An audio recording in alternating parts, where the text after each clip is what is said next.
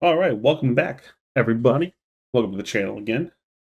Just want to talk about Diablo 4 again. It was some of the bigger content I did a while back, some of my more viewed videos, and I would like to take some time to talk about it today. I'm really interested in going over the positive and negatives I'm seeing from this season, what other people might be saying, what I want to say about it, how I feel about it, and remember, it is how I am feeling about it.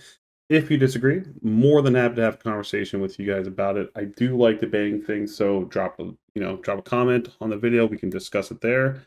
Probably head over to the Reddit or other post forums, although those tend to be like this weird echo chamber. So maybe not. Maybe if it's up to you. I'll leave that one up to you. But I'll do my best to have an honest conversation with people about it and really get some thoughts out there for everyone. So this is how I felt. This is going to be positive. I got a few neutrals and we got some negatives.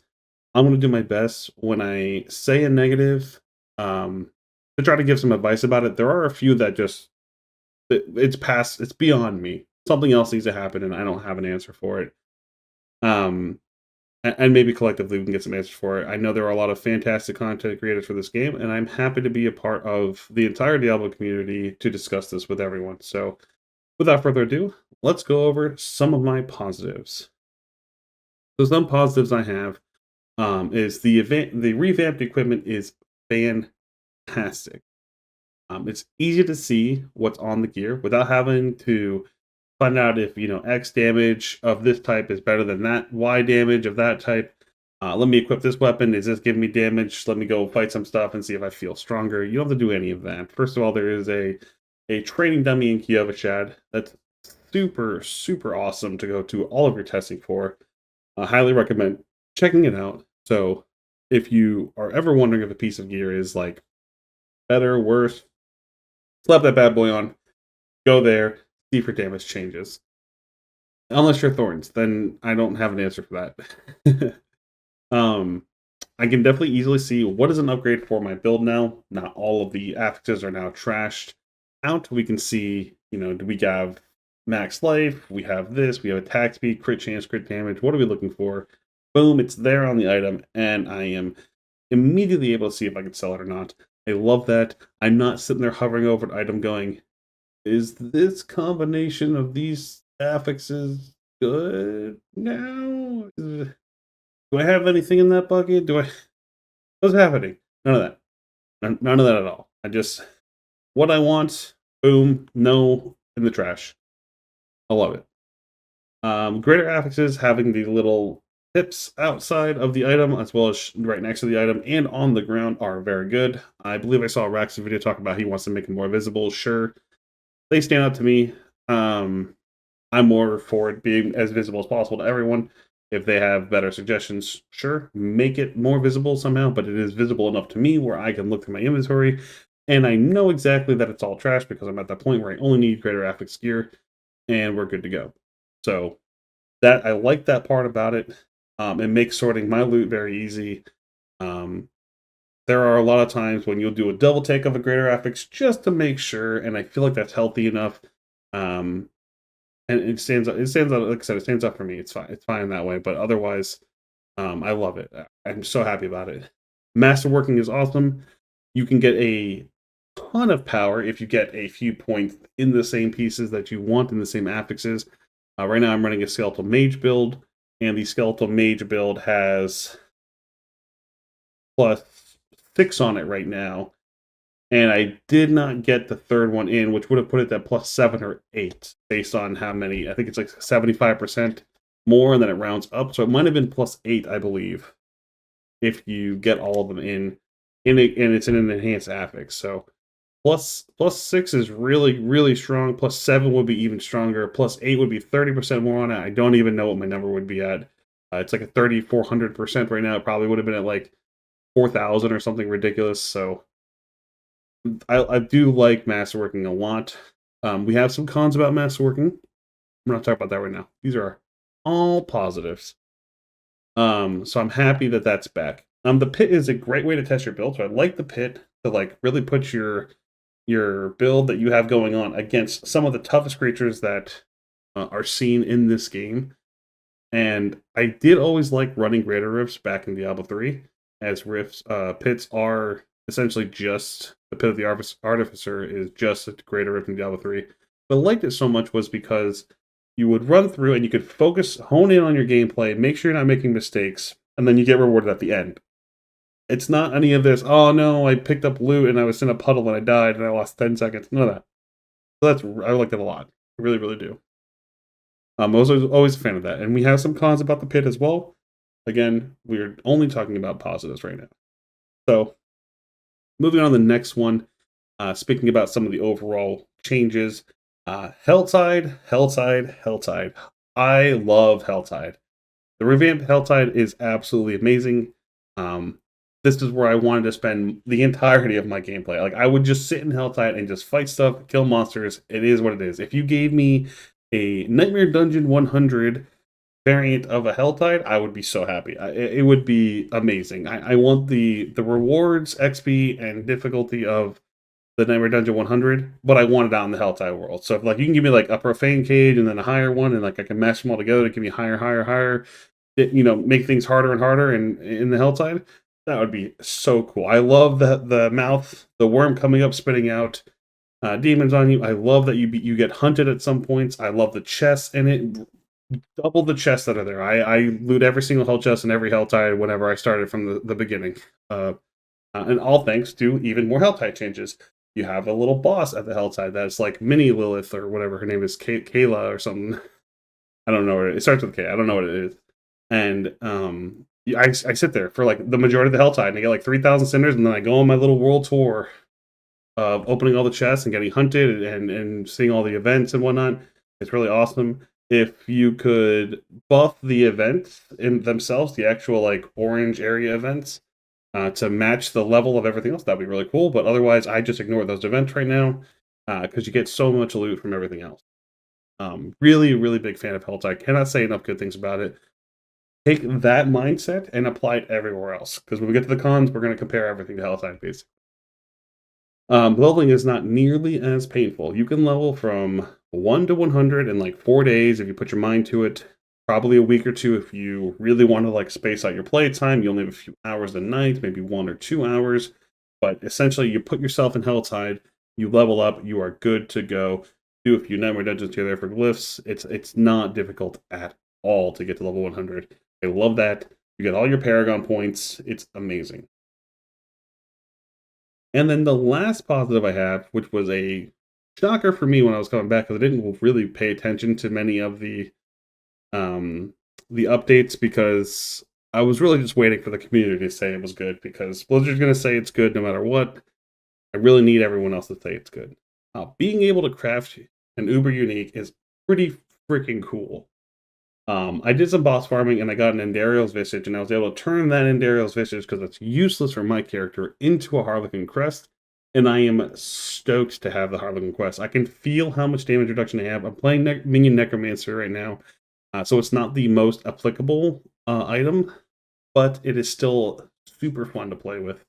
Having that much damage reduction and being able to shuffle around some skills because I already have 4 points in some of them. It's really, really awesome. So that's the last thing I have for my positives. I would love to hear everyone else's. These are the things that I can come up with when I was really thinking about the game. As I was playing, I was trying to write some thoughts down. But I have quick 2 neutrals, and then we'll go into my negatives, where I'm sure controversy will not stop. So here we go. Neutrals I have are the greater affixes feel almost identical to ancestral pieces. Not ancestral, ancient pieces from Diablo 3. There was no indicator in Diablo 3 about how ancient worked, other than a border around your item. So, the way it works in Diablo, excuse me, the way it works in Diablo 4 is very, very good. I like being able to tell it apart from the rest without having to hover over each item. That's why it's a neutral. It feels exactly the same. I feel like I'm looking for the same type of pieces that I was in Diablo 3. I just have to do a different thing with them. And the pit. The pit is a copy, almost a one-to-one copy of Greater Rift in Diablo 3. Good, bad, ugly, whatever it is. This is why it's in the neutral. It's just a copy. It's 100% the same thing. It is kind of what we were looking for. It definitely beats out Nightmare Dungeons, since Nightmare Dungeons just suck, and we're gonna get to that here in a little bit. But I'd rather do a pit than a Nightmare Dungeon, but pits are almost a one-to-one copy of Greater Rifts, so take that for what you will. And now, what you're all waiting for? The negatives. Why? What do I not like about it? What is going to stop me from continuing to playing besides my other inner turmoils? I'm sure we all have them. Other than my real life obligations, what is going to stop me from playing Diablo 4? And we're going to just go down this list. I have a few things to say. I will try to like pause and break it up, but it can be very easy for me to just kind of like go and feel like I want to run on set. And so hopefully that doesn't happen. And let's just get started on it. So my negatives for Diablo 4. Masterworking equipment costs an insane amount of gold. Uh, this is based on how much you can generate. It's 5 million gold to reset any individual piece. To me, that's wild. To me, that's a lot of gold to go into one individual piece for a reset, even if it's at like tier 1. So you masterwork it 4 times, you get one affix that is enhanced by 25%. And what that means is if you don't get the stat you want to continue moving forward with the masterwork to see what else you get, it's still 5 million gold to reset it. Now, this has its own pros and cons. It means that when you have 3 or a fully masterwork item, it's not 15 mil, but it's still 5 mil, and it's hard to generate 5 mil. It takes a couple inventories of items just being sold to generate 5 mil, and I do it fairly quick. It's like less than 10 minutes for me to like kill a couple bosses in the Helltide, get a couple inventories of full loot, and sell it. But I'm selling that loot now. Now I'm not generating any materials that it will also need. And I've gone down from like 5,000 to like 1,000 of those materials because I've been selling everything, trying to hone in, roll random things on certain pieces of gear to see if I can get a small upgrade here, a small upgrade there, to see if I can do this, to do that. I'm getting items with greater affixes that are bricking due to tempering after re-rolling and vice versa. So now I'm not re-rolling, I'm tempering first. There's a lot of like min-max things you end up having to do because the gold costs in this game are so insanely high right now. And I agree with like kind of what Rax said in some of his videos, but it's just I don't want it to not mean anything. But at the same time, I'm not generating any gold. I'm selling my items instead of salvaging them. And I need to be salvaging them also to get material. So it's like now I'm salvaging, now I'm selling, now I'm salvaging, now I'm selling. And even while selling, I'm making almost no gold. And when I'm salvaging, I am making no gold because the other gold loot resources are not there. You get anywhere between like 3 and 9 mil from the Tree of Whispers, but like the Tree of Whispers isn't consistent. Like we don't know what it is. Me, it's me and my buddy don't know what it is that gives us the 9 mil.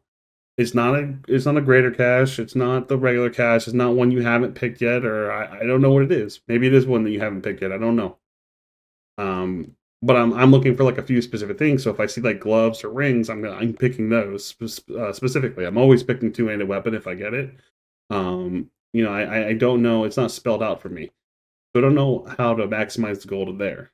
So you're basically having no passive gold income while either selling or salvaging your items. And if you choose to salvage your items, you absolutely have no gold income. And so that's where this whole debate comes from. Where like this masterworking cost seems outrageously high. It's not just masterworking; it's the masterworking costs plus the cost of actually masterworking the item. So it's masterworking the item itself. It's resetting the item. It's now enchanting the gear to reroll the stats. You also have to put the affix on it, depending on the piece. Sometimes it's 1,000,000 gold to put an affix on something. Maybe you want to test something out. It's 1,000,000 gold for you to do that now. On certain pieces, like 300, 400k on most of the other pieces. Like a weapon, I think a two-handed weapon is 800k. So the gold costs are just not right. They need to do something about it. I think they're working on it from what I've seen from other people. So that's a good thing. And I'm very upset about this. This almost made me stop playing immediately. It's a good thing for everyone else, but it's just very annoying for me. The the pit material transmutation costs went from like 1.5 million, 1,500,000, and I think one of them was 300,000 down to like nothing, which is like 60k. So that, you know, really W change, good for everyone else. But I'm already like 20 million deep in transmuting these mats. Like I went really quick throughout the game. It's a punishment on me, and I get that. But again, this is how I feel about it. Like that was like a kick in the face. I got nothing back for it, and now the costs are like 60k. I spent like 3 to 5 mil on just transmuting the bigger mats down lower because I got to like level 60 almost instantly. But again, that's up to me. That's on me. But I got past it a little bit. But still, the gold costs are insane. Even with that one change, it still costs way too much gold to do anything meaningful in this game. I'm constantly like, let me see. Nope, gotta farm gold. Oh, this looks. Let me gold. No, it's like I'm supposed to play for a month and then look at something, and I don't think that's realistic for how people play ARPGs. All right, again, I'm trying to take a breath here, breather. I can go on and talk about these things for quite some time in great lengths. So hopefully that was a nice little breather. We are now moving on to how the dungeons feel, and to me, they feel worse than ever. I don't know what happened to make us only have like a few prisoners, or there's less backtracking, or whatever the heck they said they were doing in dungeons last time I was following the game back in like season 2, 3. I didn't play season 3 at all. Um, but the nightmare dungeons are the worst experience I had in this game. And you know, the bossing ladder is like a close second, but the nightmare dungeons were just so boring. There were sometimes I'm running for 3 minutes because I missed a mob and they didn't spawn the mob near me. I missed a prisoner in a part of the area I didn't explore, but I accidentally went the right way. So now I'm on a dead end and I have to run a minute and a half back to that one prisoner that I forgot that has one mob near it. There's no way for me to gain a movement speed boost. I'm playing on a necromancer. I'm walking over there. I'm so tired of it. It's so boring. This is one of those things where I said I'm going to complain about it and not really have a solution. Just remove it is what my solution is. I don't care. Move the glyph XP to Helltide or something. Like I'm so over these dungeons. You can't get a dungeon right like on like the 5th revamp. Like you need to sit someone down and have them look very far into how the dungeon layout works, the algorithm, how it's spawning things, and really just make it like Diablo 3 was if you really going to do that. And I know I had neutrals about it. Again, it's not good, it's not bad, it's just a fact that some of those things are copied. But this one, I'm actually like, okay, this is probably something we need, where you need to spawn the mobs and the event that I need to do in a way where I'm not backtracking 1,000 miles backwards. As I'm uncovering the dungeon, you can have an algorithm checking if I've done a certain part of it. And you can also have it know where the exit is, and you can have it say, okay, well, he needs to have like 3 spawn here, and he needs to have 2 prisoners at the end. You can have it do that along the way. It's not impossible, and it's already been done in your other game that you own. You are the owners of. And so, for this reason, Nightmare Dungeons are the biggest loser, and I've done way too many of them. I almost have every glyph at level 21. I sat there level 100 dungeons for myself. I got all my important glyphs to 21, and then my buddy wanted a few different characters leveled up, and so I leveled him in Nightmare Dungeons for some of his glyphs, and he only got them to level 15. It is so boring, so annoying. I probably won't make another character because I do not want to go back into Nightmare Dungeons. Uh, I don't know what to say about them. Please leave comments all about your Nightmare Dungeon experiences. I would love to hear how much you either love or hate them. Please, I'm gonna lose my mind if I talk about it anymore. They need some tender love and care. A little TLC, what they need. A lot of TLC. Okay, and we'll follow this up with my second most hated thing, which is what is up with this Uber boss farming? Like, you got Barshan, you have that one living steel dude, you have the Beast and Ice, and some other person I'm forgetting. That dude in the blood one. Each one of these 4 bosses drop uniques. Fantastic. You want a unique farm? This is the way to do it. Duriel and Andariel are the 2% chance or somewhere around there to drop the Uber uniques. which is awesome. A way to farm them. Very awesome. This is not what I have a problem with. What I have a problem with when I say the Uber boss farming is I get to said dungeon, I enter the dungeon. I now have to walk 15 seconds to get to where I'm going, or less, or more. Sometimes it's less, sometimes it's more. It depends. It's a random layout. Here we go again with the dungeon thing. And then the random layout leads me to wherever I need to go. I get there. I see the boss room. There's a summoning plinth. It's in the middle of the boss room. I summon the boss. The plinth goes away. I kill the boss. The plinth doesn't come back. What do I do now? Oh, that's right. I have to leave the dungeon. After I'm out of the dungeon, or my group is out of the dungeon, I then need to reset it, wait for everyone to accept, or if it's just me, go right back in. Now I'm running 10, 15 seconds, 20 seconds to the boss. And the summoning plinth's there. Then I have to click it. And then I have to summon him. Then I have to wait for the boss to spawn. Like, you have any idea? I spent hours. After getting level 100 and farming mats, I spent hours going through my mats for the bosses to get 30 kills. 15 on one and 15 on the other of Endariel and Duriel. Hours because of how much time is running in between and loading screen and pulling up the map. Did it load instantly? No, it didn't. Okay, the load, can I click? Oh, I clicked, but it didn't come up. Okay, here we go. Hours. It is so bad. Put the summoning plinth outside of the boss room. Why are you making me reset this like this?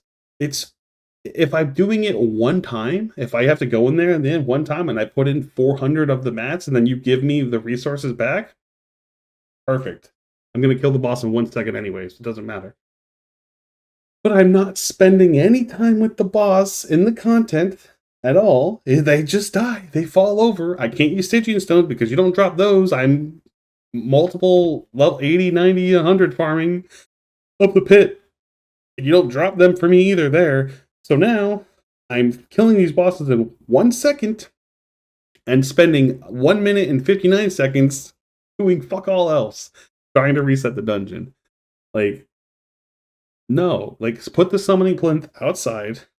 Let me click on, not outside the dungeon, but like outside the dungeon if you have to. I don't fucking care. Like, put it outside the boss room if you really want me to walk that little bit. I don't know if it's like a loading thing or whatever. But like, make it so I can just boop, boop, kill the boss right outside. I'm good. Kill the boss. I'm right outside. Kill the boss right outside. Summon it. Kill the boss right outside. Summon it. No, just let me do that. Let me jam through these mats.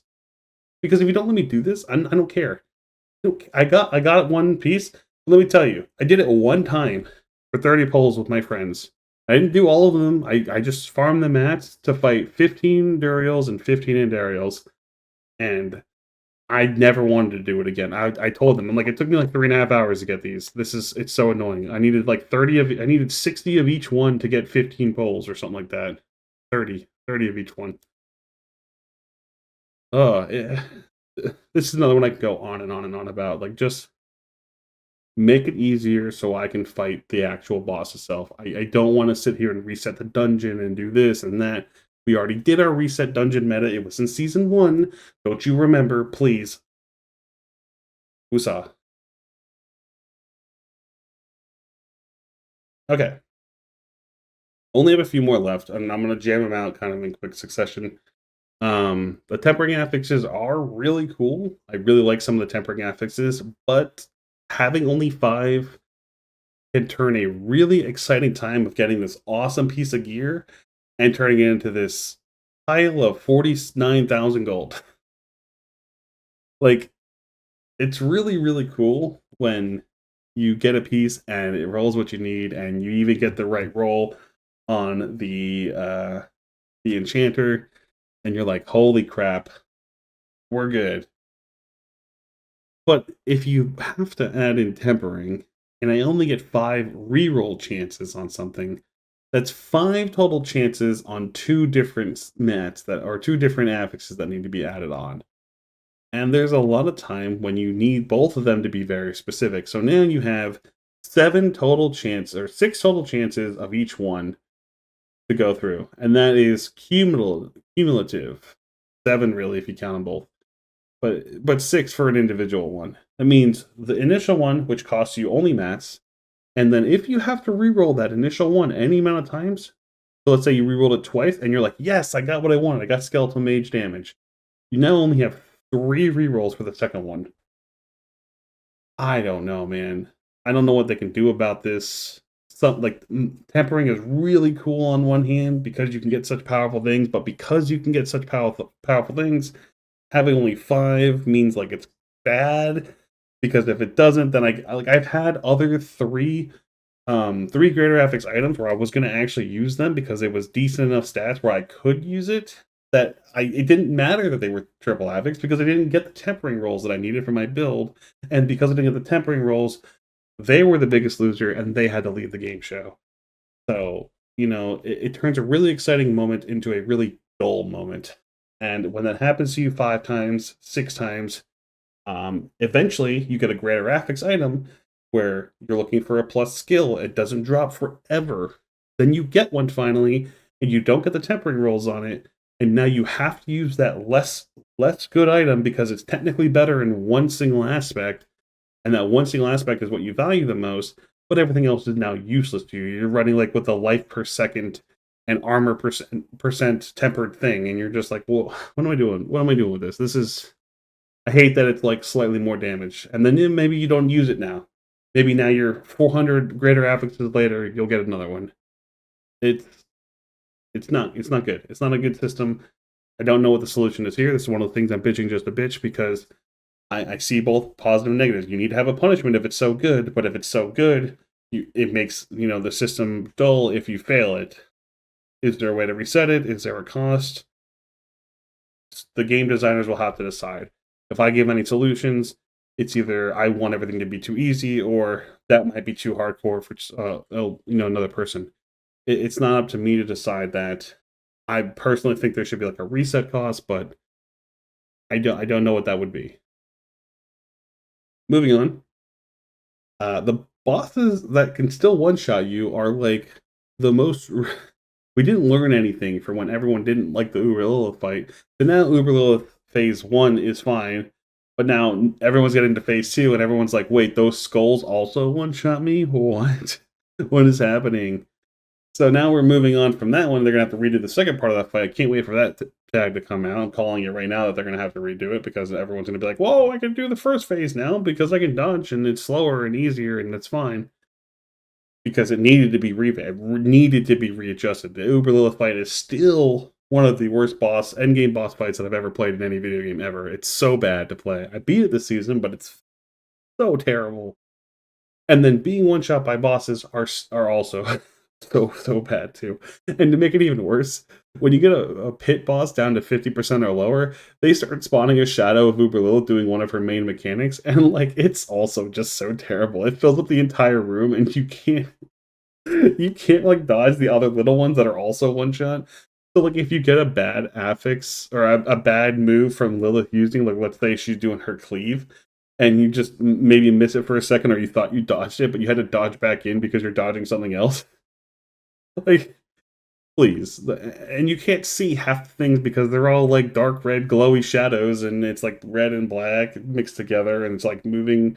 You don't know who's doing what when one's going off or the other one's going off, depending on where it is. The boss itself has its own mechanics, plus all the summoning these other little shadows. Like, I'm over it, right? Bosses, if you're gonna make a boss one shot you, you need to make it extremely telegraphed, and you need to make it so that it's easily dodgeable, and you need to split up the timer so it's not just RNG, RNG, RNG. They have access to these moves, but you need to make it so if they use one, the other one has like a 5-second cooldown. Give me enough time to dodge one of the mechanics so that it's not, hey, I summoned the Zoltan cool looking dude, and then he shoots fireballs in all these directions, but you can't stand next to him because he's summoning them, and when he's summoning them, they flare out, and then they go back in the inverse direction. And then when you get that guy, you get paired with, let's say, the archer, the dark arrow archer, who shoots a rain of arrows over his head, knocks you back if you're standing next to him, which also does damage, and now you have a quadruple ring on you. You have a larger outer ring, so you have to now stand still just enough to know where it's going, otherwise you run the risk of running into where the ring is. And these are two different entire boss fight mechanics, because they're not very complex on their own. There's 2 different boss fight mechanics now introduced here on this individual fight, and when you get the boss at 50%, you have these 2. It's a little, I call it little shadow, medium shadow, and you get the big shadow, which is now Lilith. And she can do her slam down triangle, which you have to dodge out and then back in for if you're inside of it. She can do her triple cleave, which means if she cleaves at you where you're standing, you have to walk sideways. So you'll be always going, let's say you're running down, you'll go down, and then you'll have to run out as she comes towards you. Then you have to run in, and then you have to run out or run down again, or run up, which I would recommend, because if you run down, you might run into the bottom of the room again. And she does a big, large AoE after she does 3 cleaves. So it's like, there's so much happening. So much of it can one-shot you. You're on like pit level 100 something. And, many people will be like, oh, you're complaining. Maybe it's the end of the line for your build. Maybe it's this, maybe it's that. But if you're going to one-shot me, make it telegraphed, make it dodgeable. It's not bad that I can dodge the mechanics in the game. It's bad when I can't dodge the mechanics in the game, and that is very, very crucial in game development.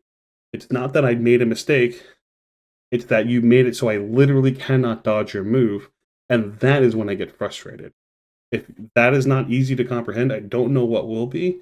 But even in Dark Souls, there is a way to dodge every single boss. People get frustrated the heck out of that game. Sekiro, all those games where people are like, well, why do they like difficulty in those games?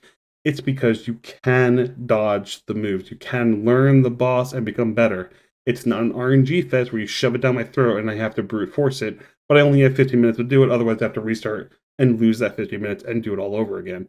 It's just not fun. Again, sorry for going on a rant. These are the main gripes that I have with the game. Everything else seems extremely easy, except for those things.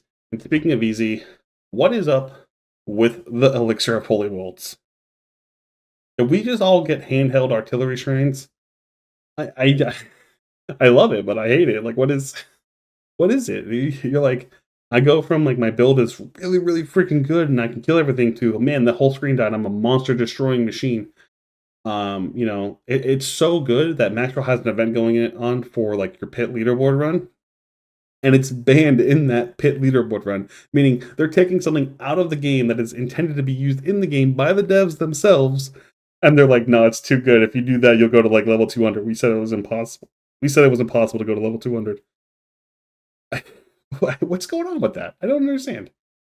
And to like make it even worse, the pit bosses have so much HP after a certain point where if they are a boss that spawns ads and you have the Elixir of Holy Bolts on, you're good. That boss is dead. Like, dodge the mechanics if you can. Again, we just wanted to rant about that. And like group the ads up and kill them on top of the boss dies. You're golden. But like if it doesn't have ads, if you get a single boss who's like Bramble, or Bramble's actually the easiest of the single target bosses, but like Bramble, the rogue, with the blood siphon thing, the one that looks like a big red goo. I don't know what they're called. Those ones, like, you're stuck there. That's a 5.5 minute fight of you doing constant damage to that boss and dodging all these shadow mechanics that one shot you. Because remember, the boss won't one shot you unless it does a really big move that you're paying attention to. But if you have 5 other things you have to pay attention to, then the boss's moves might still one shot you. It's like, come on, bro. Like, anyways, I'm having a great time with the Elixir Holy Bolts. It's really fun, but I'm just that one meme that's like, what? And we'll do a little rapid fire here towards the end. Most things that are not the Helltide feel like a chore to me. Essentially, what I'm getting at with all these. Wire scatter. What are they called? The prisms for the gems, adding gem sockets. Why do those only drop from world bosses, which happen every 3 hours? We've talked about this not being fun, and the world bosses just spawn like every 30 minutes or less. I think you can get some that are extremely rare drops on big enemies, but you have to get a big enemy. I don't like the really big hell dudes, the big chubby pale orcs or something like that. I'm still getting stuck in insane ways on like little ledges So that's, I don't know what's going on with that. I was hoping they fix that. My horse does. My character does. I was using like one of the little transform one that you turn into a bat powers, and that was getting me stuck in more ways than others. Now that I'm not using that, I get stuck less, but I still get stuck randomly on stuff that's not there. In Hellside, there's like invisible barriers that are just completely blocking your path. You can't see anything. So I'm not sure what that's about. I think what's happening with that one is um, the server that Blizzard has is not relaying to the client that there is like a wall there for like one of the worms coming up and puking, because sometimes that doesn't get removed. So that's probably a bug that they have in their code there, where it's not getting passed along to the client to say, hey, there's still a wall here. But it's still very frustrating because that wall is also supposed to go away when the worm goes away. So they need to double check that area of their code.